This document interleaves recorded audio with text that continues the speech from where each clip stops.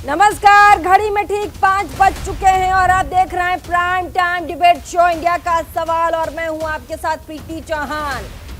5 बज गए और इसी के साथ कर्नाटक चुनाव प्रचार का शोर भी थम गया। पिछले कई दिनों से राज्य में जमकर प्रचार चला, तमाम मुद्दे हावी रहे। प्रधानमंत्री नरेंद्र मोदी से लेकर अमित शाह, बीजेपी के तमाम नेताओं ने ताबड़तोड़ रैलियां की, रोड शो किए। तो वहीं कांग्रेस की तरफ से राहुल गांधी, प्रियंका गांधी और मां सोनिया गांधी ने कांग्रेस के पक्ष में माहौल बनाया। कर्नाटक विधानसभा चुनाव के 10 मई को मतदान होना है। राज्य के 3 प्रमुख राजनीतिक दल बीजेपी, कांग्रेस और जेडीएस ने मतदाताओं को लुभाने के लिए भरपूर कोशिश की, भरपूर ताकत लगाया। बीजेपी 3.5 दशकों से चले आ रहे सत्ता परिवर्तन के ट्रेंड को तोड़ने और दक्षिण भारत में अपने इकलौते दुर्ग को बचाने की कोशिश में जुटी है। कांग्रेस कर्नाटक की सत्ता में वापसी करके खुद को 2024 की लोकसभा चुनाव में मुख्य रूप से विपक्षी दल के रूप में स्थापित करने की कवायद में। ऐसे में जेडीएस एक बार फिर से किंग मेकर बनने का सपना संजोए हुए है। तो उधर चुनाव प्रचार के आखिरी दिन सभी दिग्गजों ने अपनी पूरी ताकत झोंक दी। कर्नाटक में प्रचार के दौरान कई ऐसे मुद्दे रहे जिनसे पार्टियों ने एक दूसरे को जमकर घेरा, चाहे वो बेरोजगारी हो, भ्रष्टाचार हो, तुष्टीकरण हो, हिंदू मुसलमान हो या फिर हो बजरंगबली, कांग्रेस का सांप वाला बयान हो या फिर बजरंग दल बैन करने की मांग हो। इन सभी मुद्दों पर खूब सियासत रही, लेकिन अब फैसला जनता के हाथ में। कर्नाटक में सत्ता के सिंहासन पर बैठने का मौका जनता किसे देगी और किसे हार का सामना करना पड़ेगा, ये तो आने वाले 13 तारीख को जब रिजल्ट्स आएंगे तब पता चलेगा। लेकिन इन सब के बीच सवाल यह है कि कर्नाटक की जनता को लुभाने में कौन सफल साबित होगा और कौन नाकामयाब साबित होगा। क्या बीजेपी दक्षिण भारत के अपने इकलौते दुर्ग को बचा पाएगी? क्या जेडीएस का किंग मेकर बनने का सपना साबित होगा? क्या लिंगायत समुदाय किंग मेकर बनने में तमाम पार्टियों की मदद करेगा? इन सभी सवालों पर बातचीत और साथ ही तमाम पार्टियों के वरिष्ठ जो प्रवक्ता उनसे बातचीत करेंगे। छोटे से रिपोर्ट के लिए यहाँ हम रुकेंगे। सबसे पहले आपको रिपोर्ट दिखाएंगे आज कैसे कर्नाटक में दिन भर रैलियों का दौर रहा। शनिवार का दिन रहा, याद रखिए। सोनिया गांधी मैदान में उतर गई। आज सुबह से ही तमाम बीजेपी के दिग्गज, कांग्रेस के दिग्गज मैदान में हैं। क्या कुछ रहा आखिरी दिन, कैसे कौन सी पार्टियों ने कितना जोर लगाया, छोटे से रिपोर्ट में समझने की कोशिश, उसके बाद डिबेट में आएंगे।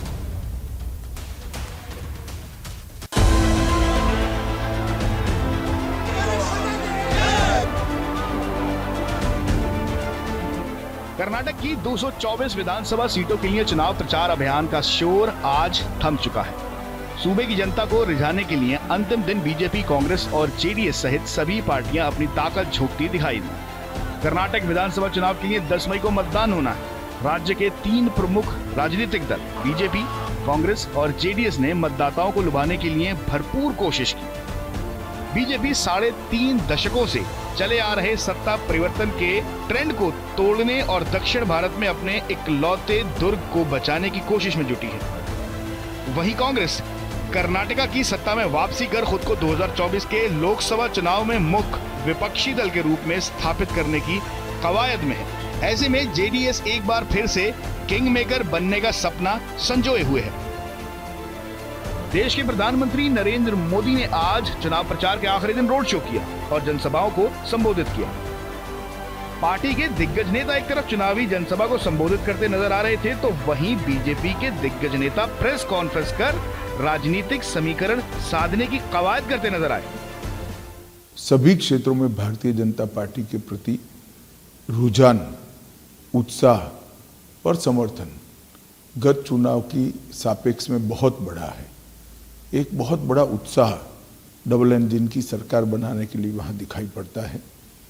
मोदी जी की लोकप्रियता अमाप और अपार है और ये सीधी वोट में कन्वर्ट हो रही है। स्पष्ट रूप से दिखाई पड़ता है कि हम पूर्ण बहुमत के साथ भारतीय जनता पार्टी वहां सरकार बनाएगी। सबका साथ, सबका विकास, सबका विश्वास, सबका प्रयास, इस मंत्र को लेकर के हम चले हैं।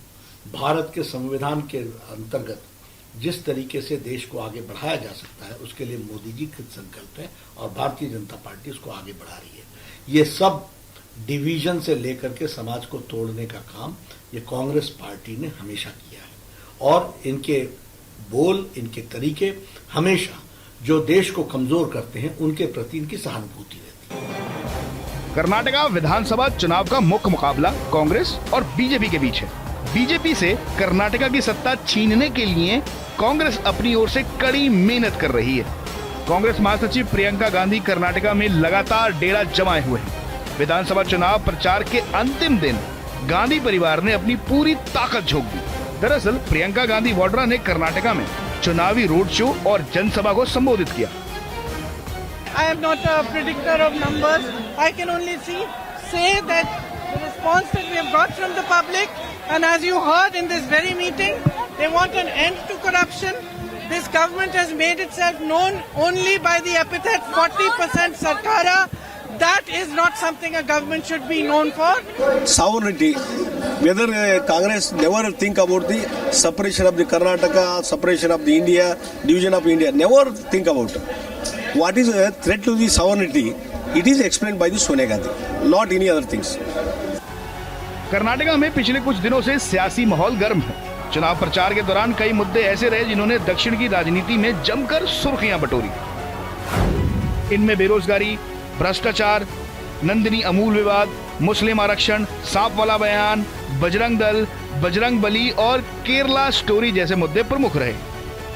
कर्नाटका में 10 मई को विधानसभा चुनाव होने हैं। पिछले कई हफ्तों में कर्नाटक चुनाव के लिए जमकर प्रचार हुआ, जिसमें बीजेपी और कांग्रेस ने एक दूसरे के खिलाफ कई आरोप लगाए और अलग अलग मुद्दों पर एक दूसरे को घेरा। लेकिन कर्नाटका में जनता का दिल जीतने में कौन सफल हुआ और कौन असफल रहा, ये तो 13 मई को नतीजे आने के बाद ही साफ हो पाएगा। Bureau report, news India.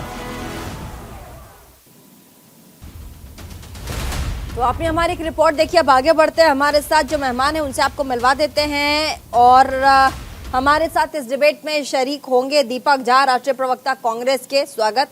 SN Singh, प्रवक्ता बीजेपी के, हमारे साथ होंगे, स्वागत आपका। सैयद नाजिम अली, नेता AIMIM के, स्वागत आपका।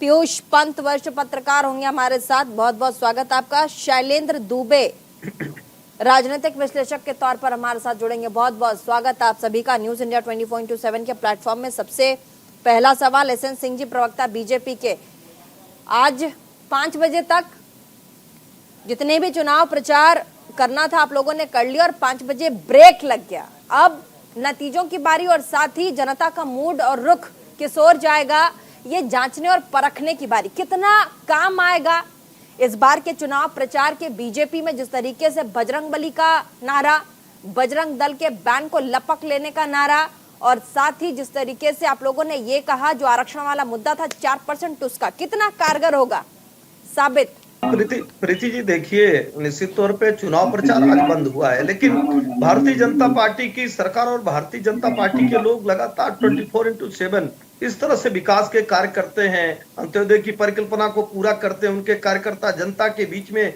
रहते हैं। प्रीति जी लगातार अपनी बातों को बताते रहते हैं कि हमने 7 लाख आवास दिया वहां प्रधानमंत्री, हमने 48 लाख स्वच्छ भारत योजना दिया, लगभग 31 लाख लोगों को उज्ज्वला योजना दिया। और प्रीति जी, जब हनुमान जी के पूंछ में आप आग लगाएंगे तो निश्चित तौर पे परिणाम सब लोगों ने देखा है। इसके पहले जो दूसरा कालखंड था उसमें भी हनुमान जी के पूंछ में आग लगाने का प्रतिफल क्या हुआ था? पूरी सोने की लंका जलकर राख हो गई। तो ये भारत भूभाग जो देवभूमि है प्रीति जी, पुण्य भूमि है, निश्चित तौर पे यहाँ सनातन परंपरा को मानने वाले सभी लोग रहते हैं। जिस धर्म के लोग भी यहाँ रहते हैं सभी भगवान राम और कृष्ण को मानते हैं, और राम कृष्ण को अपमानित करके आप चुनाव जीतने की बात सोचेंगे तो मुझे तो नहीं लगता है कि 4% आरक्षण का मामला कितना काम आएगा? आप लोगों ने कहा ना, बड़े बड़े दिग्गज उतर रहा है मैदान में, कांग्रेस से लेकर बीजेपी तक तमाम बड़े चेहरे नजर आए। उसमें 4% वाला जो मामला था वो भी था कि हम जीतेंगे तो हम इसे खत्म करेंगे। कितना काम आएगा आप ये बताइए, कितना काम आएगा? नहीं, अच्छा काम आएगा प्रीति जी। पहले भी बताया जाता था कि भारतीय जनता पार्टी ने जो 15 से 17% एससी को रिजर्वेशन दिया, 3 से 7% एसटी को दिया और 4% हम धर्म के आधार पे आरक्षण के पक्षधर नहीं है। आरक्षण अगर जातिगत आरक्षण जो संवैधानिक की व्यवस्था है उसके तहत है, और एसटी में आरक्षण की जो व्यवस्था है वो विधि सम्मत है, तो विधि सम्मत हम आरक्षण दे रहे हैं। भारत गौरव काशी यात्रा करा रहे हैं, 1,44,000 घरों को हम मुफ्त में बिजली दे रहे हैं, हम टर्मिनल 2 का निर्माण कर रहे हैं, सिपाट जो 20 भेड़ और 2 बकरी देने का कार्य कर रहे हैं, बड़े बड़े सड़कों का निर्माण कर रहे हैं। इस तरह से बहुत सारी दीपक झा, योजनाएं राष्ट्रीय प्रवक्ता लेकर कांग्रेस के, ठीक है। भारतीय जनता पार्टी ने ठीक है। दिखाया, बताया, समझाया कि हम अपनी सरकार कालखंड में हमने काम किया। ठीक और है। इसके पहले जो कांग्रेस की सरकार थी उनको भी लोग देखे हुए दीपक थे झा, कि उनके राष्ट्रीय सरकार में कोई प्रवक्ता काम नहीं कांग्रेस के, ठीक है, देखा जाएगा 38 साल बाद क्या होने वाला इस बार रिपीटेशन है या नहीं है, वो तो 10 तारीख को वोटिंग्स है। दीपक झा, आपने देखा जैसे ताबड़तोड़ रैलियां हुई हैं कर्नाटक में, चाहे वो कांग्रेस की हो या फिर बीजेपी की हो, बड़े बड़े कद्दावर नेता कूद गए। सोनिया गांधी कई सालों के बाद आपको मैदान में नजर आई होंगी संबोधित करते हुए कर्नाटक के लोगों की। एकमात्र उम्मीद दक्षिण भारत में क्या आपको कर्नाटक नजर आ रहा है कि कर्नाटक किसी भी सूरत में बीजेपी को हम जीतने ना दें, और क्योंकि इस बार दम भर रही है बीजेपी कि हम डबल मैंडेट से वहां जीतेंगे। ऐसे में क्या चुनौती ज्यादा मुश्किल है इस बार कर्नाटक में? क्योंकि 360 डिग्री पूरा 360 डिग्री पूरा चुनाव पलट गया आफ्टर बजरंग बली वाला, जो बजरंग दल वर्सेस बजरंग दल बजरंग बली वाला जो मुद्दा था, तो 360 डिग्री पूरा चेंज हो गया। तो ये आप भी समझ रहे होंगे कि इस बार क्या चुनौतीपूर्ण होने वाला, जो चुनाव आप लोगों के लिए बहुत इजी था। देखिए, बड़ी बात है, आपको समझना पड़ेगा।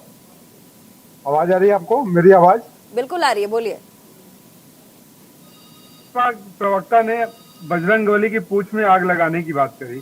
इसने बजरंग बली की पूंछ में इससे पूछना चाहता तो क्यों बोल रहे हैं? चैनल पे बैठ के शर्म लिहाज है, थोड़ी मानवता है, थोड़ी इंसानियत है। बजरंग बली की पूंछ में किसने आग लगा दी भाई? मैं पूछना चाहता हूँ। यहाँ पे बैठ के झूठ बोल रहे हैं। कौन बजरंग बली की? भाजपा ने, नरेंद्र मोदी जी ने लगाया क्या? आरएसएस वाले लोगों ने लगाया क्या? अगर इन लोगों ने बजरंग बली की पूंछ में आग लगाई है तो निश्चित पे ही अब इनका विनाश आ गया। कहते हैं ना, विनाश काले विपरीत बुद्धि। भाजपा का विनाश आ चुका है, इसलिए अब इनके अनाप शनाप बातें कर रहे। राजनीति होती है मुद्दों पे, विकास पे, रोजगार पे, शिक्षा पे, स्वास्थ्य पे। ये बजरंग बली को ले आके बेच रहे हैं। यहाँ पे श्री राम को बेच रहे हैं। मैंने कहा कि बजरंग दल, मैंने पहले भी सवाल पूछा, बजरंग दल का हम उस बजरंग दल को बैन करेंगे जो महिलाओं पर अत्याचार करता है। हम बजरंग दल पे बैन करेंगे जो इंस्पेक्टर सुबोध कांत जैसे पुलिस वालों की हत्या करता है।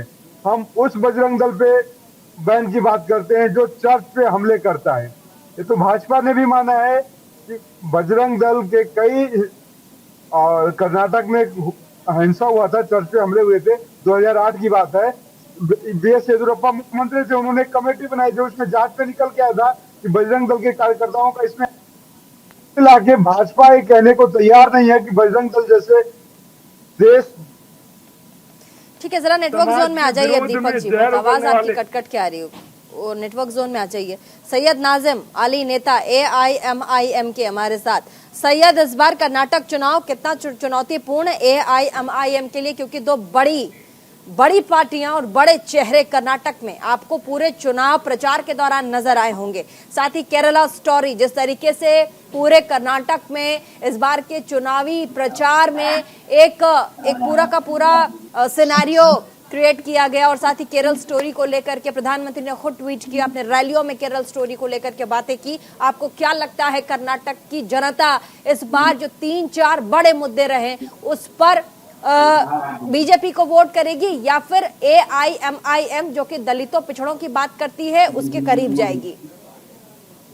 देखिए, जिस तरीके से कर्नाटक इलेक्शन में ऑल इंडिया मजलिस इत्तेहादुल मुस्लिमीन आई है, और ये यहाँ कमजोरों को मजबूत करने के लिए आई है, कमजोरों को ताकत देने के लिए आई है और मजलूमों की लड़ाई लड़ने के लिए आई है। तो ऑल इंडिया मजलिस इत्तेहादुल मुस्लिमीन को अगर कर्नाटक आवाम जो है उस पर भरोसा जताती है और उसे मजबूत करती है, तो यकीन मानिए दलितों, पिछड़ों और तमाम लोग, वो लोग जो वहाँ कर्नाटक की आवाम है, तमाम लोगों का इस चुनाव में आप लोग अपने आप को कहाँ देख रहे हैं?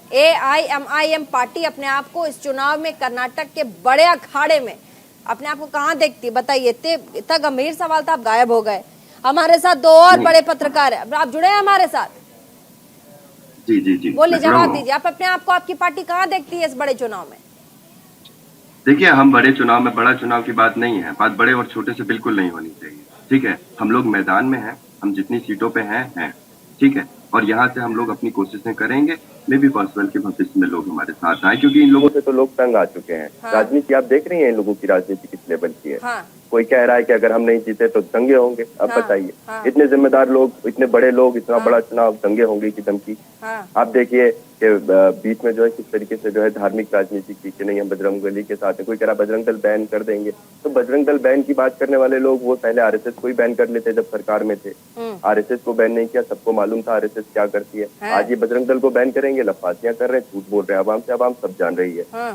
तो ठीक है, बहुत ज्यादा दिन इनका ये सब ढोंग चलने वाला नहीं था। आज ये कहाँ खड़ी हुई है कांग्रेस पार्टी, और भाजपा पूरी तरीके से एक्सपोज हो चुकी है कि ये लोग जो है सभी ये कहते हैं ना, नारा देते सबका साथ सबका विकास। ये किसी का विकास नहीं करेंगे, ये खुद का विकास करेंगे। बलात्कारियों के समर्थन तक में ये लोग खड़े हो जाते हैं। ये लोग मतलब ये लोग विकास करने नहीं आए, ये समर्थन करने आए। पीयूष पंत वरिष्ठ पत्रकार हमारे साथ। सर, आपने जो हमारे साथ पार्टियां हैं जो चुनाव लड़ रही कर्नाटक में, उनके प्रवक्ताओं को आपने सुना, नेताओं को आपने सुना। वैसे में एज एन पत्रकार, एज एन जर्नलिस्ट, आपको क्या लगता है कर्नाटक चुनाव में गेम चेंजर क्या होने वाला है? क्योंकि चुनाव प्रचार थम गया है। गेम चेंजर अगर हम कहेंगे, अगर 13 तारीख को कुछ ऐसा बड़ा हो गया और हम लोगों ने उस दिन बातचीत की, तो ऐसा रहेगा कि नहीं, ये वाला जो मूवमेंट था, ये जो चुनावी रैली रही उस दिन की, और भाषण रहा या ये मुद्दा जो रहा मैनिफेस्टो में, ये गेम चेंजर का काम कर गया बीजेपी के लिए और कांग्रेस के लिए। क्या होने वाला है? थोड़ा तेज बोलेंगे सर, थोड़ा तेज बोलिएगा। प्रीति जी, मुझे लगता है, हाँ, आवाज आ रही है? आ रही है सर, बोलिए। मुझे लगता है कि गेम चेंजर होगा अगर जो है कि जो नाराजगी लिंगायत समाज में है, वो लिंगायत समाज जो भारतीय जनता पार्टी को बहुसंख्या में वोट देता रहा है, हाँ, अगर नाराजगी जो है वो कांग्रेस के प्रति समर्थन में बदल जाती है, और जिसकी संभावना बहुत कुछ दिखाई दे रही है, तो ये गेम चेंजर हो जाएगा। और भाजपा के लिए तो भी सीटें लाना बहुत मुश्किल हो जाएगा। तो देखिए, भारतीय जनता पार्टी, कांग्रेस हमेशा भारतीय जनता पार्टी से ज़्यादा वोट लाती रही है, 1.5 से के लगभग ज़्यादा लाती रही है, लेकिन सीटें भारतीय जनता पार्टी ज़्यादा लाती है, क्योंकि भारतीय जनता पार्टी का जो प्रभाव है वो ज़्यादा घना प्रभाव है। इलाकों में जहाँ प्रभाव है तो ज़्यादा सीटें उनकी आ जाती हैं। लेकिन अगर लिंगायत समाज जो है उनसे खिसक जाता है, जिसकी संभावना दिखाई दे रही है येदियुरप्पा के अपमान को लेके भी, उसके बाद आपके देखिए ईश्वरप्पा भी जो है कि जो इनके हिंदुत्व के जो है एक आइकन है, कह सकते हैं, जिनके वो बैंक अपॉन करते हैं, वो भी नाराज है और वो इस बार चुनाव नहीं लड़ रहे हैं। दूसरा जो है कि चित्तार जो है वो बहुत बड़े नेता जो है लिंगायत के, वो चले गए हैं कांग्रेस में। तो ये तमाम फैक्टर, तो मुझे लगता है अगर कोई जो है भारतीय जनता पार्टी की सीटें कम कर सकता है तो वो है लिंगायत समुदाय जो है वो, और दूसरा दलित समुदाय। जो दलित समुदाय में जो भारतीय जनता पार्टी की पकड़ रही है वो कमजोर होती दिखाई दे रही है, क्योंकि दलितों के जो है इस समय जो है कि वहाँ के जो खड़गे जो हैं वो एक दलित नेता हैं, वो कर्नाटक से आते हैं, और जो जिस तरह के भाषण वो दे रहे हैं वो कहीं ना कहीं दलित समुदाय में ये दिखाई दे रहा है कि हाँ, कोई है जो है कि ऊपर की जातियों को चुनौती दे सकता है दलित। ठीक है, तो ये तमाम कारण है जिसकी वजह से, और कांग्रेस ने जिस तरह की गारंटी दी है, हाँ, वो सब दिखाई दे रही है। तो मुझे लगता है कि जाति समूह का शिफ्ट होना ये गेम चेंजर होगा, ये गेम चेंजर होगा, ये गेम चेंजर होगा। आप कह रहे जाति समूह का बड़े लेवल पे शिफ्ट होना ये गेम चेंजर हो सकता है, गेम चेंजर बोल रहे हैं आप। ठीक है, हमारे साथ शैलेंद्र दुबे राजनीतिक विश्लेषक हैं। क्या, जैसा कि अभी आपने पीयूष पंत जी को सुना, वरिष्ठ पत्रकार हैं, क्या लिंगायत समुदाय का बीजेपी से नाराज होना, जगदीश शेट्टार का चले जाना, और जातीय, जिस तरह से बता रहे हैं पीयूष जी कि जातीय समीकरण की अगर बात करें तो बहुत बड़ा जो वर्ग है वो शिफ्ट हो रहा है कांग्रेस की तरफ, तो यह गेम चेंजर साबित हो सकता है। तो फिर ऐसे में बजरंग दल इक्वल टू बजरंग बली फिर काम नहीं आएगा। शैलेंद्र दुबे, देखिए प्रीति जी, मैं इस तर्क से सहमत नहीं हूँ। थोड़ा तेज, हाँ जी, मेरी आवाज आ रही है? अभी आ रही है? आ रही है, बोलिए जी। तो मैं इस तर्क से सहमत नहीं हूं, क्योंकि लिंगायत समुदाय का प्रतिनिधित्व जिस तरह से येदियुरप्पा के द्वारा एक लंबे अरसे से भारतीय जनता पार्टी में किया गया, इवन जो प्रेजेंट में वहां के सीएम है वो भी लिंगायत समुदाय से हैं। अगर मैं मान भी लूं कि कांग्रेस की सरकार बनती है, अगर मैं मान भी लेता हूँ, तो कांग्रेस लिंगायत कैंडिडेट को तो सीएम नहीं बना रही। हाँ। सिद्धरामैया लिंगायत है, ना ही जो है टीसी कुमार लिंगायत है। तो लिंगायत समुदाय तो जो जिस तर्क के साथ कहा जा रहा है कि बड़ी संख्या में शिफ्ट हो सकता है, तो मुझे नहीं लगता, वो तो एकदम जो तर्क से परे चीज है। नंबर 1। नंबर 2, आपने कहा कि बजरंग इक्वल्स टू बजरंग दल। मैं ये पूछना चाहता हूँ, क्योंकि बजरंग दल का संबंध आरएसएस के साथ में है, आरएसएस पे 3 बार जो बैन लगाया गया आजादी के बाद, उसमें 2 बार जो है बैन, उस पर कानूनी प्रक्रिया में भी जो आने के बावजूद ससम्मान उनको जो है आज नहीं, ये मैं नहीं कह रही हूँ, ये द्वारा बीजेपी का नैरेटिव है, उन्होंने बना दिया। जैसे मैनिफेस्टो आया तो उन्होंने कहा कि बजरंग दल को ban is equal to Bajrangbali को बैन। नहीं, मैं अपना तर्क देने का प्रयास कर रहा हूँ कि जो आरएसएस पे जब 3 बार बैन हुआ, उसमें 2 बार कानूनी प्रक्रिया फेस करने के बावजूद भी कुछ नहीं निकला, तो इस तरह से कोई आपके मनमानी सरकार तो है, कितना लंबा बैन कर पाएंगे? हाँ। आखिर न्यायालय है इस देश के अंदर, आपको उस बैन को आपको सस्टेन करना पड़ेगा।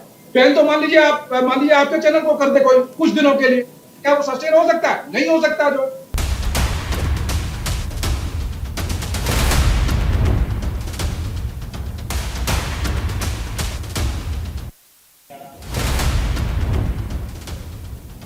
ब्रेक के बाद एक बार फिर से स्वागत आप सभी का इंडिया के सवाल में। तमाम मेहमान हमारे साथ हैं, वापस चलते हैं एक बार।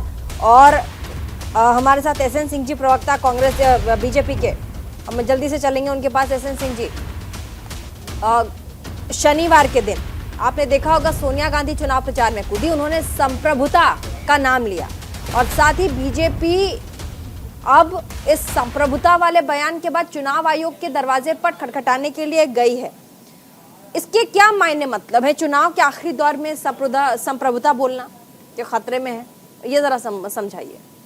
देखिए प्रीति जी, ये तो सोनिया जी आपको समझाएंगे कि किस लहजे में उन्होंने ऐसा बोला। अभी हमारे कांग्रेस के भाई यहाँ बैठे हुए थे, उन्होंने कहा कि बजरंगबली जी आपको फायदा होगा सोनिया जी के ये कहने पे, आपका फायदा होगा दोनों कुछ? मैं सब कुछ आपको बता दे रहा हूँ। देखिए, हम एक राजनीतिक पार्टी है, निश्चित तौर पे हम राजनीति इसीलिए कर रहे हैं कि हम अपने फायदे की बात सोचे, हम दूसरे की बात।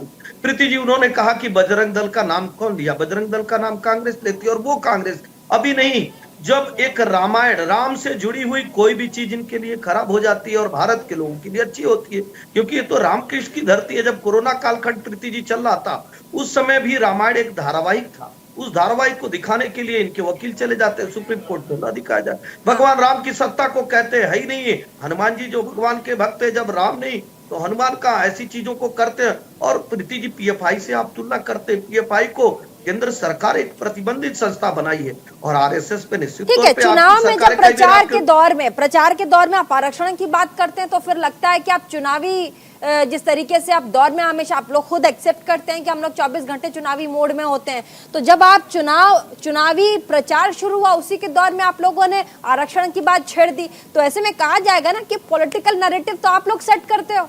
देखिए प्रीति जी, होता क्या है चुनाव के दौर में, आप भी बताइए कि आपने किस धर्म के लिए क्या किया। हमने पहले नहीं, समय टाइमिंग पे सवाल है। नहीं प्रीति जी, नहीं, टाइमिंग पे सवाल है, टाइमिंग पे सवाल है, टाइमिंग पे सवाल है। आपने पहले किया होता तो सवाल ही नहीं आता। नहीं, उस समय कह सकते हैं, उस समय आपको जो कहना है, अगर हम चुनाव के समय में कह रहे हैं कि हमारी सरकार आएगी हम 3 सिलेंडर देंगे, हमारी सरकार आएगी तो हम मध्याह्न भोजन देंगे, हमारी सरकार आएगी तो हम यूनिफॉर्म सिविल कोड समाप्त करेंगे, हर वार्ड में एक अटल आहार योजना लेकर आएंगे, बीपीएल कार्ड वालों को ½ लीटर दूध देंगे, गरीबों के लिए 10 लाख आवास देंगे, तो आप ऐसे कार्य कहिए ना।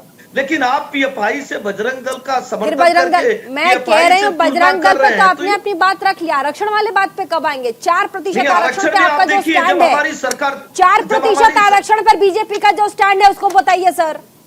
देखिए प्रीति जी, आरक्षण में तो पहले भी क्लियर था, जब 15 से 17% हम किए एससी में और 3 से 7% एसटी को किए, और हम कहे कि उनके 4% को करेंगे, वो पहले भी कर चुके हैं, आज भी कह रहे हैं। हमारा तो स्टैंड क्लियर रहता है, हम बदलते नहीं है, और ये लोग बदलते रहते हैं, कभी जनोधारण कर लेंगे, कभी नहीं करेंगे, कभी चिरकी रख लेंगे, कभी नहीं रखेंगे। भारतीय जनता पार्टी सर्व समाज के साथ। दीपक झा जी जुड़ गए, कांग्रेस के प्रवक्ता। एक बार जरा संप्रभुता वाला सवाल इनसे पूछ लेती हूँ मैं। आपने भी कहा कि कांग्रेस के प्रवक्ता, उन्हीं से पूछिएगा। तो राष्ट्रीय प्रवक्ता है दीपक झा जी, ये संप्रभुता कहां से अचानक कर्नाटक की रैली में एंटर करता है? और उसके बाद आप देखिए इस ट्वीट से घमासान भी है, चुनाव आयोग के दरवाजे पर बीजेपी चली गई है, ये पूरा नैरेटिव बताइए आप। वीडियो दिखाइए कि वो सोनिया गांधी जी ने कहाँ बोला है, वो मैं देखना चाहता हूँ। इसको अभी चलाइए यहाँ पे। भाजपा क्या आधार बना के बोल रही है, वो वीडियो देखना चाहता हूँ कि सोनिया गांधी जी ने कहाँ बोला है, कैसे बोला है, क्या बोला है संप्रभुता के। प्रधानमंत्री कह रहे हैं कि कर्नाटक को अलग करना चाहती है कांग्रेस, बताइए। अरे प्रधानमंत्री को छोड़िए ना, प्रधानमंत्री को तो पाकिस्तान का जो प्रधानमंत्री थे इमरान खान, वो कहते हैं भारत में बीजेपी सरकार आएगी तो हमारे लिए अच्छा होगा। तो भाजपा पाकिस्तान से मदद लेती है, पाकिस्तान से सपोर्ट लेती है। भाजपा ने आज तक कहते थे सबूत, सतपाल मलिक जी कहते हैं कि भाजपा की वजह से ही 40 जवान शहीद हुए, तो भाजपा उससे कुछ नहीं बोलती। कर्नाटक के मुद्दे पे रहिए, आज कर्नाटक के मुद्दे पे रहिए, कर्नाटक के मुद्दों की बात कीजिए ना, कर्नाटक के मुद्दे मुद्दों की बात करिए। 40% कमीशन को सरकार से अगर हम बात करते हैं तो कहते हैं हम ऐसा कर देंगे, हम ऐसा कर देंगे। गृह मंत्री जी सीधी सीधी चुनौती देते हैं पूरे देश को, अगर कांग्रेस की सरकार आएगी तो हम दंगा कराएंगे। गृह मंत्री जी वहां कहते हैं यहाँ दंगे हो जाएंगे। ये धमकी किसको दे रहे हैं? कर्नाटक की जनता को, कांग्रेस को वोट मत देना। किस क्या तरीके का दर्शाता है? दूसरी बात, 4% मुस्लिम आरक्षण पे गोलमोल चल गए। मराठा आरक्षण के खिलाफ आप बात नहीं करते हैं, गुज्जर आंदोलन के खिलाफ, गुज्जर आरक्षण के खिलाफ आप बात नहीं करते, आप जाके वहां पे समर्थन देते हैं। अगर जाति के नाम पे, धर्म के नाम पे आरक्षण इस देश में अनुचित है, आप खुलेआम कहिए ना इस देश में हम आरक्षण के खिलाफ हैं। आप संसद भवन से समाप्त कर दीजिए पूरे देश का आरक्षण। तो भाजपा का दोहरा चरित्र है, देश की जनता को बरगलाएंगे, मुद्दे पे बात नहीं करेंगे। देश लोकतंत्र से चलेगा, जनतंत्र से चलेगा, गणतंत्र से चलेगा, मोदी तंत्र से नहीं चलेगा। इतना भाजपा के लोगों को याद रखना पड़ेगा। मोदी तंत्र से नहीं चलेगा देश, ठीक है। एसएन सिंह जी जल्दी से जवाब दीजिए, जल्दी से। देखिए प्रीति जी, निश्चित तौर पे आपने भारत की बात पूछी है, पाकिस्तान चले गए सिद्धू इनकी पार्टी के हैं। देखिए इमरान खान को क्या क्या कहते हैं इनकी पार्टी के। बहुत सारे लोग बोले हैं कि अगर अच्छे तरीके से भारत से रिश्ते चाहिए तो मोदी को हटाना होगा, भारत में कांग्रेस की सरकार ले आनी होगी। तो जो पाकिस्तान बोलता है वही ये भी बोलते हैं। इस नाते आज हम मुद्दे पे रहते हैं, यहाँ की बात करते हैं। देखिए मुद्दा इनके पास कुछ था नहीं, केवल मुद्दा ये था कि सिद्धार्थ भैया हमारे एक नेता है जिनके नाते हमको वोट करिए, तो उसको भी लोगों ने देखा था जो सरकार चलाए थे उन्होंने नहीं, लेकिन आपको और लिंगायत और लिंगायतों के बीच में, लिंगायत और वोकालिंगाओं के बीच में सबसे ज्यादा अगर खाई बढ़ाने का कोई कार्य किया था सिद्धारमैया जी भी किए थे। लेकिन ये तो सवाल आ रहा है ना कि नाराज है बीजेपी से, नाराज है लिंगायत समुदाय के लोग, और बड़े पैमाने पर शिफ्टिंग होगी लोगों की, जो वोट करने वाले लोग होंगे। वो इसलिए नहीं नाराज है कि लिंगायत समुदाय के येदुरप्पा जी हैं, लिंगायत समुदाय के बसवराज बोम्बई जी भी हैं, और लिंगायत समाज को जिस तरह से पीएफआई और एसडीपीआई को छोड़कर और लोगों को फंसाने का कार्य और लोगों को छोड़ने का कार्य किए हैं, तो सभी लोग ये जानते हैं कि ये तो केवल खाई पैदा करते हैं। इन्होंने तो बिरसै और लिंगायत के बीच में भी खाई पैदा करने का कार्य किया। तो लोग देखे हुए हैं उस चीज को। वहां जब ये सरकार में थे तो इन्होंने पीएफआई और एसडीपीआई के शैलेंद्र दुबे, तो क्या वहां के लोग नहीं? जी प्रीति जी क्या पूछ रहे हैं आप लगातार, आपने पिछली बार भी आप जो कह रहे थे वो रह गया था, और साथ ही मोदी के चेहरे पर लास्ट की अगर रैलियों को हम देखें और खुद अमित शाह की रैलियों को देखें तो 40 से माफ कीजिएगा 40 से 50 रैलियां गृह मंत्री अमित शाह कर चुके हैं। साथ ही आप देखिए प्रधानमंत्री के भी तकरीबन उसी आंकड़े के आसपास उनकी भी रैलियां हैं, छोटी बड़ी रैलियों को अगर हम मिला लें तो। ऐसे में कर्नाटक चुनाव वर्सेस दिल्ली के बड़े बड़े चेहरों का चुनाव, क्या ये मुमकिन हो पाएगा कि दिल्ली के बड़े बड़े चेहरे कर्नाटक में बीजेपी के लिए जाकर वोट मांगे और वो जीत जाएंगे? देखिए अगर बात आपने की है कि मोदी की लोकप्रियता की, तो ऐसा राज्य है, अगर मैं आपके सामने आंकड़ा रखना चाहूं तो 2009 के लोकसभा चुनाव से लगातार 2009 में कांग्रेस जो है देश में एक अच्छी परफॉर्मेंस कांग्रेस की थी, 200 से ज्यादा सीटें प्राप्त हुई थी। उस समय कर्नाटका एक ऐसा राज्य था जहां बीजेपी के पक्ष में था जबरदस्त तरीके से, और तब से लगातार जो है कर्नाटका के लोग जो है सेंट्रल लीडरशिप को, बीजेपी की सेंट्रल लीडरशिप को लाइक करते हैं। अब आपने प्रश्न ये किया कि कितना जो कन्वर्जन होगा, तो ये देखने वाला विषय है, इसमें हमें समय का इंतजार करना है। लेकिन जो कांग्रेस ने जिस तरह से जो फाइट, एक टफ फाइट थी, उसको कहीं ना कहीं जो है सेल्फ गोल किया, जो मेरा आकलन ये कहता है। अरे भाई आपने अपने घोषणा पत्र में इस बात का जिक्र करने की क्या आवश्यकता थी कि आप जो बजरंग दल पर बैन लगाएंगे? जो कहीं ना कहीं पोलराइजेशन की तो आप बात कर रहे हैं, कहीं ना कहीं आप बड़ी जो बहुसंख्यक आबादी है उसकी आस्था पे जो प्रश्न चिन्ह खड़ा करने का प्रयास कर रहे हैं। नहीं तो बजरंग दल, तो यही सवाल आपसे है, क्या बजरंग दल इक्वल टू बजरंगबली है? आप मानते हैं इसको कि ये सही है? नहीं, बात इक्वल उसकी नहीं है, बात ये है। फिर पोलराइजेशन कैसे बोल रहे हैं आप? पोलराइजेशन कौन कर रहा है, बीजेपी या कांग्रेस? मैं मेरा तक सुनिए, मैं ये कह रहा हूं कि बजरंग दल जो आरएसएस का एक हिस्सा है, बजरंग दल कोई आतंकवादी संगठन नहीं है। बजरंग दल पे किसी तरह का कानूनी कोई जो है सजा नहीं सुना दी गई, जो आप पीएफआई या अन्य संगठनों से उसकी तुलना करेंगे जो है। तो अगर तुलना भी करनी है तो एप्पल टू एप्पल कंपेरिजन करिए ना। मैंने आपको आरएसएस का एग्जाम्पल दिया ना कि 2 बार जो कानूनी प्रक्रिया का सामना करने के बावजूद भी ससम्मान जो उनको मतलब छोड़ा गया, उन पर मतलब बैन हटाया गया, और बाकायदा जो 26 जनवरी के अवसर पर आरएसएस के जो प्रतिनिधियों को बुलाया गया। तो ये है कि आप शॉर्ट टर्म जो है टारगेट करने के लिए भले ही इस तरह का प्रयास करें, लेकिन मेरा मानना यह है कि कांग्रेस को इसका जो खामियाजा को समझना पड़ेगा। दीपक झा जल्दी से, उसके बाद नाजिम। दीपक झा जवाब देना चाहते हैं, काउंटर जल्दी से। दीपक झा। नीति जी, हाँ, कह रहे पोलराइजेशन कर रही है। मैनिफेस्टो में आप लोगों ने बजरंग दल बैंड की बात की, आप लोग पोलराइजेशन करने की बात कर रहे हैं, पोलराइज करके वोट लेंगे। देखिए मतलब पढ़े लिखे लोग हों तो मतलब समझ में आता है, हनुमान भक्त हो तो समझ में आता है, राम भक्त हो तो समझ में आता है। ये कौन से भक्त हैं, किस गुंडों के भक्त हैं? देखिए ना, बलात्कारी रिहा होते हैं गुजरात में और बजरंग दल उनको माला पहनाने के लिए डाली जाती है। ये है बजरंग दल के हुड़दंगों का असली कहानी। इंस्पेक्टर सुबोध कांत को बजरंग दल के गुंडे मारते हैं तो बजरंग दल उनका सम्मान करता है। ऐसे बजरंग दल पे कार्रवाई होना चाहिए कि नहीं होना चाहिए, बताइए। बार बार कहा जा रहा है भाजपा के गुंडों द्वारा। प्रीति जी, इस तरह से तो सिखों की हत्या कराने में, इस तरह से तो सिखों की हत्या कराने में कांग्रेस पे बैन लग जाना चाहिए। प्रीति जी, इस तरह से तो सिखों की हत्या कराने में कांग्रेस पे बैन लग जाना चाहिए। देश के बंटवारे के बाद हिंदू मुस्लिम राइट कराने पे में कांग्रेस को बैन लग जाना चाहिए। पूरे देश में कांग्रेस के शासन काल में जितने दंगे होते हैं प्रीति जी, इसके नाते तो कांग्रेस पे बैन हो जाना चाहिए। प्रीति जी, भावनाओं पे चुनाव मत लड़िए नरेंद्र मोदी जी। देश ने आपको विकास करने का मौका दिया था। विदेश में ले जाकर बेच आए, बताइए ना, दूसरों को ले जाकर विदेश में बेच आए। मुख्यमंत्री चेहरा कौन है? आपने तो बोमई को ऐसे घुमाई दी है कि बोमई से आप गुम हो गए हैं। नरेंद्र मोदी जी मुख्यमंत्री बनने जा रहे हैं तो उनको बहुत बहुत बधाई। 113 का जादुई आंकड़ा दोनों ही पार्टियों के लिए, जेडीएस के लिए 113 का कौन पार कर पाएगा, किसके हाथ हो आएगी, ये तो बहुत बड़ी बात आने वाले समय में ही पता चलेगा। एक दिन बाद ही पता चलेगा, एक दिन नहीं, मुझे लगता है 10 तारीख को वोटिंग है, 13 तारीख को रिजल्ट हैं, बहुत जल्दी पता चलेगा। नाजिम हमारे साथ, वो कौन से मुद्दे होंगे नाजिम जो इस बार कर्नाटक में AIMIM को वोट करने में कर्नाटक के लोगों की मदद करेगा? देखिए, हमारे जो आवाम से जुड़े हैं तो आवाम की जो समस्याएं हैं वही हमारी समस्याएं हैं। और रही बात ये बड़ी पार्टियों के, लेकिन असदुद्दीन ओवैसी तो पूरे कर्नाटक चुनाव में कहीं आवाम के मुद्दों पर वोट मांगते नजर नहीं आए। वो तो केरला स्टोरी को लेकर के और प्रधानमंत्री को लेकर के उन्हें खरी खरी सुनाते ही नजर आए कि कौन से आवाम का मुद्दा और कौन से दलितों का मुद्दा। खरी सुनने वाली बात अगर कोई करेगा तो खरी सुनाई जाएगी। तो असदुद्दीन ओवैसी तो आप कह रहे हो, मैंने आपसे पूछा कि कौन से वो मुद्दे होंगे जिस पर कर्नाटक की जनता आपको वोट करेगी। आपने कहा कि हमारे कई मुद्दे हैं जो ग्राउंड जीरो के हैं, लेकिन आप लोग रैलियों में बोलते कहाँ नजर आते हैं? नहीं, रैलियों में जब देश के प्रधानमंत्री जी जब जो है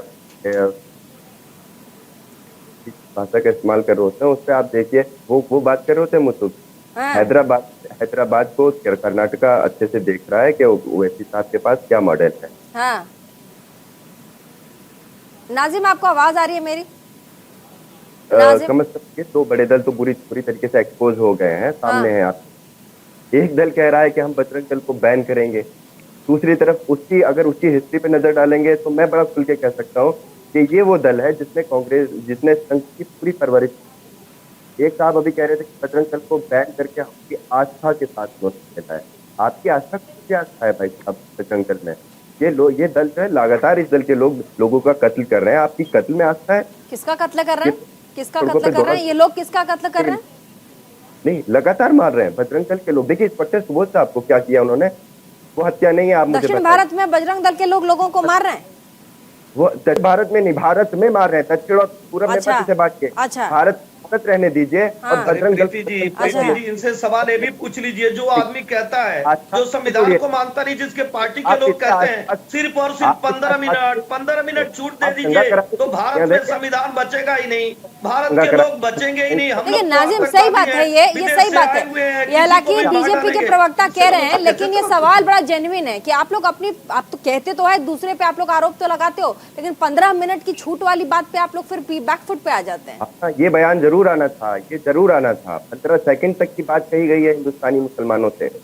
15 सेकंड की संघ के नेता हम लोगों को ये कह देते हैं भारत से भगाने जब हमें की जाती है, तब आप इन चीजों को नहीं सोचते, तब हमें नेता कहते हैं इनका मूल्य काटे जाएंगे, तब आपकी समझ एहसन सिंह जी है कि आप जो है सिर्फ भारत का रहने वाला कोई भी आदमी भारत को काटने की बात नहीं करेगा, क्योंकि हम जिस वृक्ष में बैठे हैं उसी वृक्ष को प्रीति जी मुझे नहीं लगता है काटने की बात करेंगे। लेकिन जो भारत के है ही नहीं है, जो एक उग्रवादी है, वो अगर भारत में आते हैं, भारत की खाते हैं लेकिन विदेश की गाते हैं, वो जरूर काटने की बात करेंगे।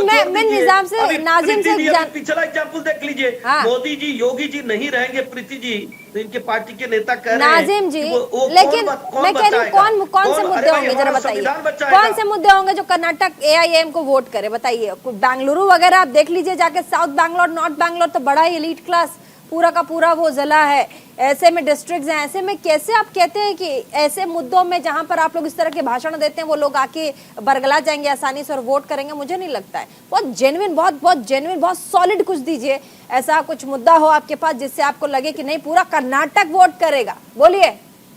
हमने कहा तो कि आवाम की जो समस्याएं रहेंगी वो हमारी समस्याएं, अगर हमारी सरकार, अगर हम लोग वहां पे अगर कभी सरकार बनाने में कामयाब हुए तो किसी को वहां टीका लगाने से कोई इस बार नहीं कामयाब होंगे आप लोग, वो कॉन्फिडेंस नहीं है। पीयूष जी कॉन्फिडेंस नहीं, कह रहे हैं कि कभी अगर हम लोग सरकार बनाने में कामयाब हुए तो हम लोग ऐसा जरूर करेंगे। बताइए अभी से, अरे अभी से आप कॉन्फिडेंस लूज कर रहे हैं आप। 2 नुमाइंदे थे, सुनिए, कॉन्फिडेंस लूज क्यों कर रहे हैं आप? क्या पता जीत जाए आप, क्या पता जीत जाए। बदलने की बात करते हैं, नहीं प्रीति जी, हंसने की बात नहीं है। सन 84 जिनके महज 2 नुमाइंदे थे, आज मुल्क का दस्तूर बदलने की बात करते हैं वो लोग। ताकत में आप कैसे हंसती हैं? नहीं, एक दिन हम आएंगे ताकत में, हम देखेंगे कौन रोकेगा। क्या पता इसी बार आ जाए, एक दिन क्या होता है, क्या पता इसी बार आ जाए। अच्छा एक बार नहीं, क्या पता है इसी बार जीत के आ जाए। क्या आप इसी बार आप जीत के आ जाए? कॉन्फिडेंस रखिए। अरे जनता की मुद्दों की जो बात करता है वो तो तुरंत जीत कर आ जाएगा, कॉन्फिडेंस रखिए सर। पीयूष पंत जी क्या लग रहा है आपको? आप देखिए जातिगत, आप कह रहे हैं कि जातिगत समीकरण बनेगा, लिंगायत का बनेगा, लेकिन यहाँ मुद्दा बिल्कुल अलग लग रहा है सर। यहाँ पर आप देख लीजिए, मैंने आपसे जो कहा कि जो बड़े बड़े पॉइंट्स हैं, बजरंग बली, बजरंग दल इक्वल टू बजरंग बली। दूसरा मैंने आपसे कहा कि सेक्युलरिज्म पे बहुत बड़ा सवाल है, हिंदू मुसलमान का तो पूरा। मैं फिर कह रहा हूँ पीयूष पंत जी बताइए। अरे भाई शांत रहिए, कॉन्फिडेंस रखिए। नाजिम जी कॉन्फिडेंस रखिए, आप लोग इसी बार जीत जाइएगा विधानसभा चुनाव, अरे जीत जाइएगा आप लोग। पीयूष पंत जी बोलिए। देखिए प्रीति जी, ये बात सच है कि कर्नाटक जो है वो धार्मिक प्रभाव से इतना ज्यादा प्रभावित नहीं है। वहाँ जातिगत समूह ज्यादा महत्वपूर्ण है, यहाँ तक कि वहाँ पे जातियों के अपने जो देवता देवी देवता हैं वो ज्यादा महत्वपूर्ण है। वहाँ बजरंग बली का भी उतना महत्व नहीं है। ये कोशिश कर रही है भारतीय जनता पार्टी, और ये देखिए कोशिश हुई थी कि इस बार के इलेक्शन को पोलराइज करने के लिए, इसीलिए जो येदियुरप्पा को भी बहुत महत्व नहीं दिया गया, उनका अपमान भी किया गया। शायद जो है भाजपा के प्रवक्ता भूल गए येदियुरप्पा का, वहाँ पे PFI मजबूत है, वहाँ बजरंग दल मजबूत नहीं है, भारत के लोग मजबूत नहीं है, तो वहाँ PFI मजबूत है। आप सिद्ध करके दिखाइए ना। चेहरा देखिए, निश्चित तौर पे PFI मजबूत कभी था, जब कभी कुछ सरकारों में PFI मजबूत था, आज तो मजबूत नहीं है। वो जो रो रहे हैं, जो लिंगायत समूह का अपमान हुआ, येदियुरप्पा का अपमान हुआ है, उससे वो लोग खफा है।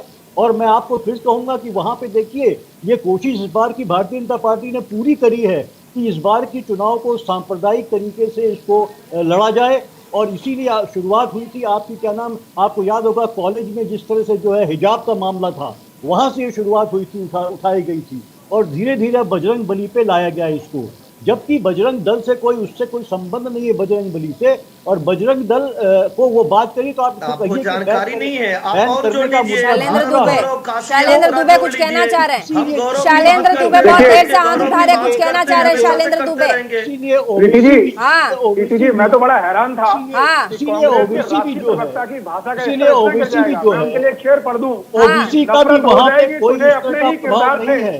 नफरत हो जाएगी तुझे अपने ही किरदार से, अगर तेरे ही अंदाज में मैं तुझसे बात करूं। मैं उनकी बात का उनको जवाब नहीं देना चाहता। तो पीयूष जी को जवाब दे रहे हैं आप? नहीं, मैं सुनिए, श्रीमती इंदिरा गांधी के द्वारा जो वीर सावरकर पे ये तमाम जो गाली गलौज करते हैं और उन पर तमाम जो बखेड़ा खड़ा करते हैं, उन पर डाक टिकट जारी करके उनको सम्मान दिया गया था। और डाक टिकट किन पर जारी किया जाता है? जिन पे जिन्होंने कुछ अच्छा काम किया हो जो। तो पहले या तो ये इंदिरा गांधी का सम्मान करते हैं या नहीं करते हैं, ये खुद तय कर ले। नंबर 1। अब चूंकि विषय पे बात आ रही है, कि मैंने तर्क ये दिया है कि आपका जो मूव था भैया, आप जो मुद्दों की बात करते, आपने क्यों बजरंग दल पे बैन की बात की? आप जो गवर्नमेंट की नॉन परफॉर्मेंस पे बात करते, आप करप्शन पे बात नहीं करते। तो ये भी तो है। चलिए मैं कहती चूक हुई अगर कांग्रेस से, तो आप लोगों ने लपक भी तो लिया। आप लोग कौन से पीछे लपक लिया आप लोगों ने? कोई भी राजनीतिक पीयूष जी, मैं गलत बोल रही हूँ? मैं कह रही हूँ अगर चूक हुई है कांग्रेस से, तो बीजेपी के लोगों ने लपक लिया मुद्दे को। बीजेपी, कांग्रेस या जेडीएस, ये कोई मतलब जो है एनजीओ तो है नहीं, राजनीतिक दल है। अगर कोई भी दल गलती करेगा तो जाहिर सी बात है वो दल जो उसको उठाएगा ना। पीयूष जी की आवाज थोड़ा बढ़ाइए। पीयूष जी आवाज नहीं आ रही है मुझे, थोड़ा तेज बोलिए आप लोग। मुझे नहीं जनता हूँ क्या? हाँ देखिए प्रीति जी, वो बात सही है कि कांग्रेस यहाँ पे गलती कर गई, ये जानते हुए कि भारतीय जनता पार्टी चीजों को ट्विस्ट कर देती है और कम्युनलाइज कर देती है। ऐसी गलती क्यों करना है कि 370 पुनः ले आएंगे? ऐसी गलती क्यों करना है कि कांग्रेस का कि अगर हमारी सरकार आ जाएगी, लेकिन इसमें कोई दो राय नहीं है कि बजरंग दल जो संगठन है, उसके कार्यकर्ता लगातार हिंसक गतिविधियां करते रहे हैं। और यहाँ तक कि उसके संदर्भ में मोदी जी ने भी ये बात कही थी कि लोग गौ सेवा के नाम पे जो है, ऐसे लोग दिन में गौ सेवा का नाटक करते हैं और जो है बाद में जो है रात में दूसरी तरह के गलत काम करते हैं। ये मोदी जी ने खुद कहा था। तो आपकी बातों में भी दिखाई दे रहा है। अगर आपको एक आंख से दिखाई दे रहा है और दूसरा नहीं दिखाई दे रहा है, तो पूरी प्रदेश देख रही है ना, प्रदेश और देश की जनता देख रही है कि कांग्रेस की कमियों को आप नहीं बता रहे हैं। देश के संसाधनों पे एक अधिकार बताते हैं, कैसे 26/11 की घटना में हिंदुओं को आतंकवादी बताते हैं। जब चुनाव प्रचार की शुरुआत हुई थी तब कांग्रेस ने कहा था कि हम लोग 150 के पार, राहुल गांधी ने कहा था 150 के पार हमारे पास सीटें आएंगी।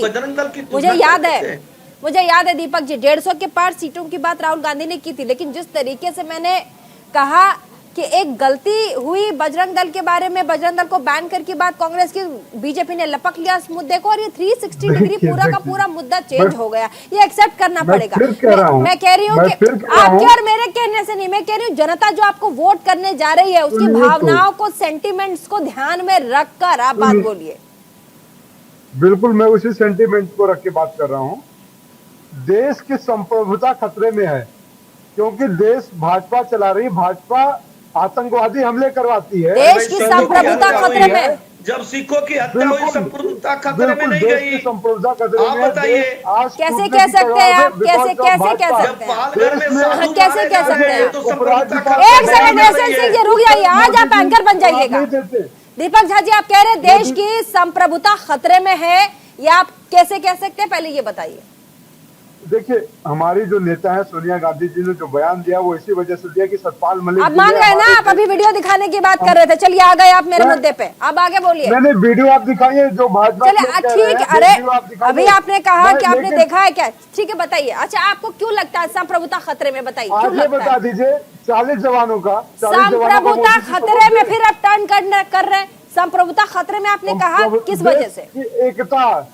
सुनिए, संप्रभुता का मतलब होता है देश की एकता, अखंडता, भाईचारा। अरे आपको कैसे लगता है? मैं समझ गई, मुझे यूपीएससी मत पढ़ाइए। अरे दीपक जी, लोकतंत्र से चलेगा, मुझे मत पढ़ाइए, मुझे मत पढ़ाइए, ध्यान रखिएगा। मुझे आप ये बताइए कैसे खतरे में, आप मुझे समझाइए। ये देखिए ना, मोदी जी और इनके अमित शाह जी क्या कहते हैं, आरक्षण के खिलाफ है। लेकिन मराठा आरक्षण के खिलाफ यही है आपके पास। आपातकाल भूल गए, इमरजेंसी भूल गए आप लोग। अरे इमरजेंसी भूल गए, इमरजेंसी याद है कि नहीं? आपने समझ, इंदिरा गांधी के टाइम की इमरजेंसी याद है कि नहीं? अरे इंदिरा गांधी, वही तो मैं कह रहा हूँ, नरेंद्र मोदी जी को गाली देने दुबे जी, इंदिरा गांधी नरेंद्र मोदी जी लगाए थे। दीपक झा जी फंस गए बोलने के लिए। दीपक जी के पास कुछ नहीं है। घटना हिंदुओं ने किया था, ये बीजेपी ने कहा था आपको कहने के लिए। आपने क्या किया? आपने देश को बांट दिया। आप देश ने नफरत, को बांटने का कार्य कौन किया? देश को बांटने का कार्य भी आपने नहीं किया। हमको तो संपूर्ण भारत चाहिए था। छोटा भारत स्वीकारा कौन? छोटा भारत कौन स्वीकारा? बंटवारे की राजनीति कौन किया? धर्म को संप्रभुता से जोड़ने का कार्य कौन किया? ये सभी कार्य तो आपके द्वारा किया गया है। हो जाना, हिंदुओं को घटना करा देना, ये सब काम किया कौन? ये तो ज्यादा चिल्ला नहीं पाऊंगी, थोड़ा शैलेंद्र जी को बोलने दीजिए। जी जवाब तो देना पड़ेगा। शैलेंद्र जी एक बार जवाब दे दे। शैलेंद्र जी जल्दी से। दीपक झा जी 1 सेकंड दीजिएगा, 1 सेकंड एक मेहमान है। शैलेंद्र जी जल्दी से अपनी बात रखिए, समय भी कम है, जल्दी से शैलेंद्र जी। मेरा तर्क ये था कि जो ये तर्क दिया गया है कि भारत की संप्रभुता खतरे में है, लोकतंत्र खतरे में है, तो मैं उनको आंकड़ा एक रख दूं। देश में 30 मुख्यमंत्री है मौजूदा परिस्थिति में, उसमें भाजपा और सहयोगियों के 16 मुख्यमंत्री है, 14 मुख्यमंत्री तो विपक्षी सरकारों के। कहां से देश खतरे में हो गया? क्या आप 140 करोड़ लोगों का सम्मान नहीं करते क्या? जो भाई उन्हीं लोगों के द्वारा 14 मुख्यमंत्री चुने गए हैं ना। आप किस तरह की बिना तर्क की बात कर रहे हैं आप? पहली चीज। दूसरी, अभी आप बात कर रहे थे कि इसकी आरक्षण की बात कर रहे थे। अरे संविधान में जो है धर्म पर आधारित आरक्षण की व्यवस्था नहीं है। क्या ये तर्क नहीं है?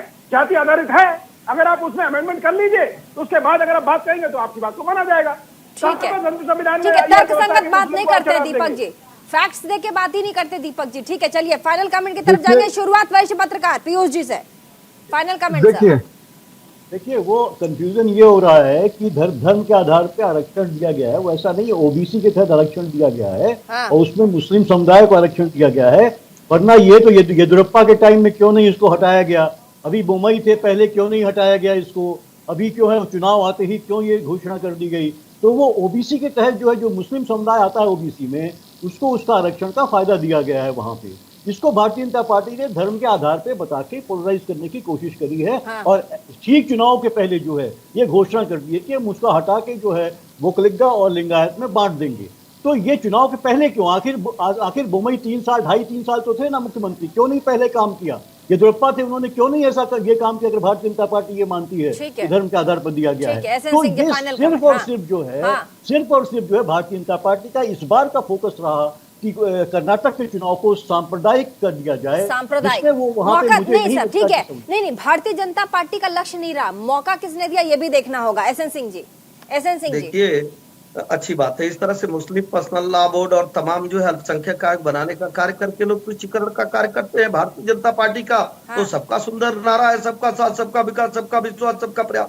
और हमारे अभी बड़े भाई ने कहा तो इनको जानकारी होनी चाहिए कि मुस्लिम जाति नहीं है, मुस्लिम एक धर्म है और धर्म पे आरक्षण की व्यवस्था नहीं है। फिर भी हम कहते हैं हमने जो विकास के कार्य किया, आदरणीय प्रधानमंत्री जी के द्वारा जो योजनाएं चलाई गई हैं, उस विकास की योजनाओं को लेकर भारतीय जनता पार्टी जहां जहां चुनाव हो रहा है जा रही है और उत्तर पूरे देश की जनता शैलेंद्र दुबे जी फाइनल कमेंट। आशीर्वाद बरसा रही है।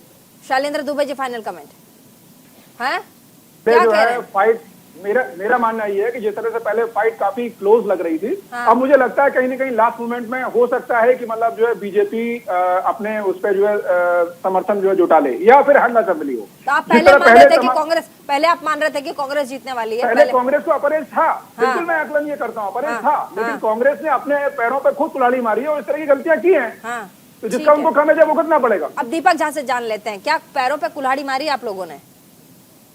देखिए, भाजपा के लिए और इनके जो समर्थक यहाँ पे बैठे हैं, एक कबीर दास की लाइन है, मूरख हृदय न चेत, जो गुरु मिले विरंच समय। अगर ब्रह्मा के समान भी गुरु मिल जाएंगे तो इनको अकल नहीं आएगी। हनुमान जी और बजरंग दल का बराबर बताना ये भाजपा का मानसिक दिवालियापन है। और जनता पिछले 5 सालों के मुद्दे पे चुनाव देख रही है, किस तरीके से मोदी जी ने सरकार को तोड़ा, किस तरीके से मोदी जी ने विधायकों को खरीदा, जनता ने पूरा देखा। किस तरीके से रेट लिस्ट फिक्स है, 2,500 करोड़ में मुख्यमंत्री तक बदला जा सकता है। तो जनता उन सारे मुद्दों पे, प्रियंका गांधी जी ने कहा था कि अपने लक्ष्य पे ध्यान रखना, कर्नाटक की जनता अपने लक्ष्य पे ध्यान रखी है। फालतू के मुद्दे जो भाजपा क्रिएट करना चाहती है, इसका कोई इम्पैक्ट नहीं पड़ना। मैं कह रही मौका दे दिया आप लोगों ने। चलिए छोटे से ब्रेक के लिए यहाँ रुकेंगे। तमाम मेहमानों का बहुत बहुत शुक्रिया। और साथ ही आपने देखा कर्नाटक का जो चुनावी दौर था आज शाम 5 बजे यानी कि 1 घंटे पहले थम चुका है। ऐसे में किस पार्टी ने कितना जोर लगाया वो 10 तारीख को जब कर्नाटक की जनता वोट करने जाएगी तब पता चलेगा। और 10 तारीख को जब नतीजे आएंगे तब पता चलेगा कि आखिर किस पार्टी ने कितना जोर शोर लगाया था। क्या इस बार के चुनावी मुद्दे जिसमें बजरंग बली और साथ ही बजरंग दल की एंट्री हुई, जिस तरीके से आरक्षण का मुद्दा वहां पर इन हुआ, और साथ ही आपने देखा कैसे केरल स्टोरी ने भी पूरे विधानसभा चुनाव को कहीं ना कहीं उस पूरे चुनाव पर इम्पैक्ट डालने की कोशिश की। इस पूरे घटनाक्रम को, पूरे चुनाव प्रचार को अगर आप देखें तो कई बड़े मुद्दे रहे, कई ऐसे मुद्दे रहे जो धर्म से जुड़े हुए रहे। अब इन सब में आगे देखने वाली बात होगी कि जो 13 तारीख को जो नतीजे आएंगे उसके किस पार्टी को वहां की जनता किन मुद्दों पर फिसल कर वोट करती है, देखने वाली बात होगी। और साथ ही छोटे से ब्रेक के लिए हमें रुकना पड़ेगा, कहीं मजेगा। देखते रहिए आपका prime time debate show India का सवाल, और देखना ना भूले न्यूज इंडिया 24/7।